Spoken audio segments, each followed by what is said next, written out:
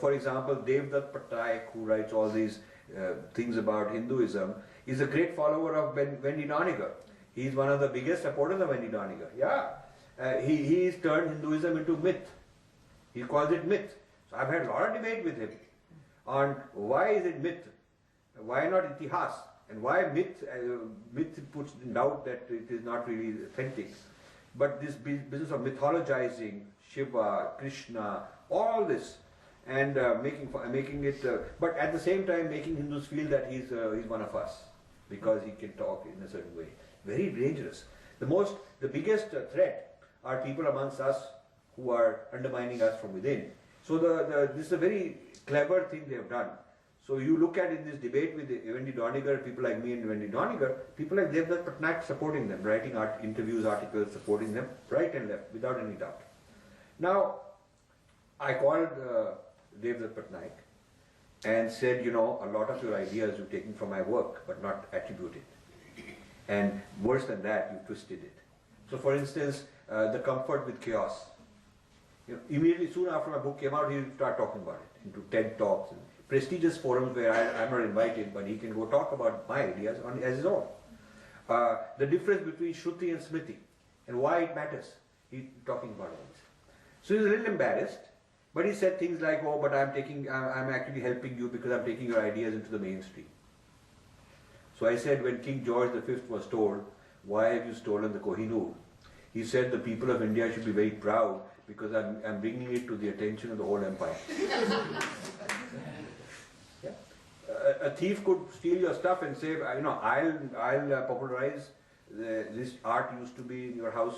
I won't even tell them it's in your house because, you know, you're not such a good reputation, so it will not be really good for you to say that it was your art. But I'll say it's my art, then this art will become more famous, sir. So in a sense, I'm helping you. That kind of a thing. I told this to Devdutt Pattanaik. So at first he said, I don't really know about, I know about your work. He couldn't say that he doesn't know about your work, but I'm not that deep, you know.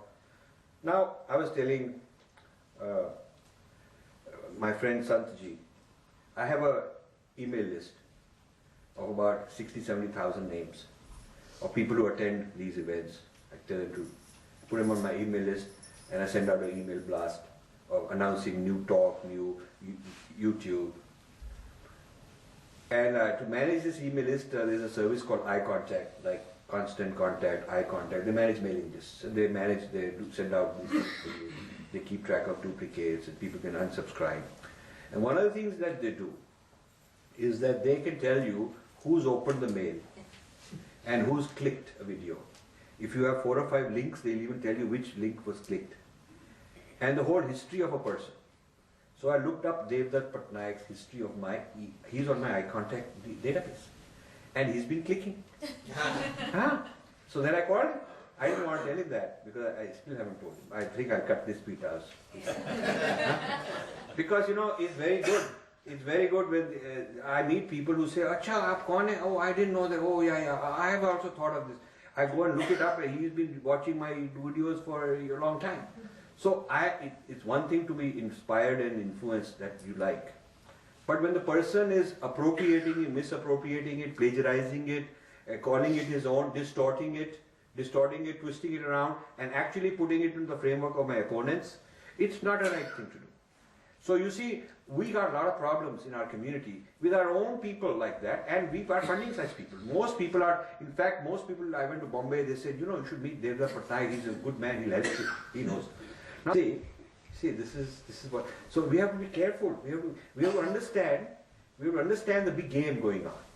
The big game going on. Very sophisticated. One of the